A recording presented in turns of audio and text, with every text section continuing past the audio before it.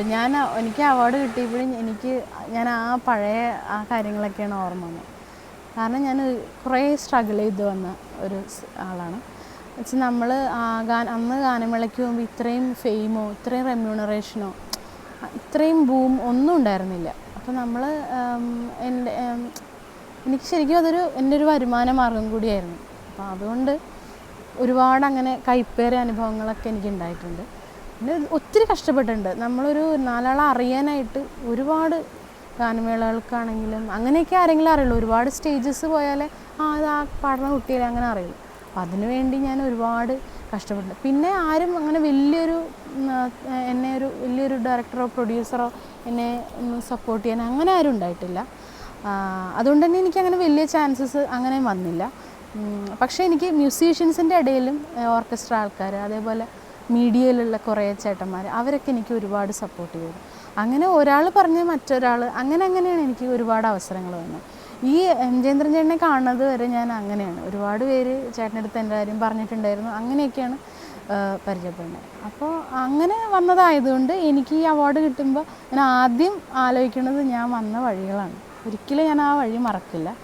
എത്ര ഇനി എന്തൊക്കെ ആണെങ്കിലും ആ ആൾക്കാരെ എന്നെ സഹായിച്ചിട്ടുള്ള ആൾക്കാരെയും ഞാൻ ഒരിക്കലും മറക്കില്ല. വീട്ടിലെ ഒരു സപ്പോർട്ടിൻ്റെ കാര്യം പറഞ്ഞില്ലേ, ഇതൊക്കെ സംഭവിക്കുമ്പോഴും കുടുംബം, ഭർത്താവ്, അങ്ങനെ അത് കുടുംബം, ഒരു ഫീമെയിൽ ആർട്ടിസ്റ്റിനെ സംബന്ധിച്ച് കുടുംബമാണ് ഏറ്റവും സപ്പോർട്ടീവ് ആവേണ്ടത്.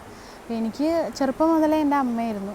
പിന്നെ കല്യാണം കഴിഞ്ഞപ്പോൾ എല്ലാവരും ഇങ്ങനെ ചോദിക്കേണ്ടായിരുന്നു, ഇനിയിപ്പോൾ രാജലക്ഷ്മി ഇതൊക്കെ അവസാനിപ്പിക്കുമായിരിക്കും അല്ലേ, അല്ലെങ്കിൽ അതേപോലെ കിട്ടില്ലല്ലോ അങ്ങനെ ആൾക്കാർ. പക്ഷേ എനിക്കെന്തോ ഭഗവാന്റെ അനുഗ്രഹം കൊണ്ട് എനിക്ക് കിട്ടിയ ആൾ എൻ്റെ ഹസ്ബൻഡ് എൻ്റെ അമ്മയെപ്പോലെ തന്നെ പാട്ടിനെ എൻ്റെ പാട്ട് എവിടെയെങ്കിലും ഒന്ന് ചെന്ന് എത്തണം എന്നുള്ള ആഗ്രഹമുള്ള ആളായിരുന്നു. ഈ അവാർഡ് കിട്ടിക്കഴിഞ്ഞപ്പോൾ സാധാരണ ഇതിൽ എല്ലാവരോടും ചോദിക്കാറുള്ളത്, അപ്പോൾ എല്ലാവരും പറയും ഇങ്ങനെ അത് കൂടുതൽ ഉത്തരവാദിത്ത ബോധം ഉള്ളവനാക്കുന്നു അല്ലെങ്കിൽ ഉള്ളവളാക്കുന്നു എന്നൊക്കെ പറയും. അവാർഡ് ഒരുപാട് തിരിഞ്ഞു നോക്കലിനെ പ്രേരിപ്പിക്കുന്നതായിട്ട് രാജലക്ഷ്മി പറഞ്ഞു. ഇതിലൊക്കെ അപ്പുറത്തേക്ക് ഈ അവാർഡ് ആദ്യമായിട്ട് ഉണ്ടാക്കിയിട്ടുള്ള ഒരു ഫസ്റ്റ് അവാർഡ് കിട്ടി എന്നുള്ളൊരു വാർത്ത ഇങ്ങനെ വരുമല്ലോ, അപ്പം ഉണ്ടായ ഒരു ഫീലിംഗ് എന്താണ്? ഇപ്പം എങ്ങനെയാണ് അതിനെ നോക്കിക്കാണുന്നത്? ഇനിയുള്ള ഈ അവാർഡിന് ശേഷമുള്ള രാജലക്ഷ്മിയുടെ ഒരു കലാജീവിതം എങ്ങനെയായിരിക്കും? കഷ്ടപ്പെട്ടതിന് എനിക്ക് കിട്ടിയൊരു അച്ചീവ്മെൻ്റ് എന്നാണ് ആദ്യം ഞാൻ കണക്കാക്കണത്.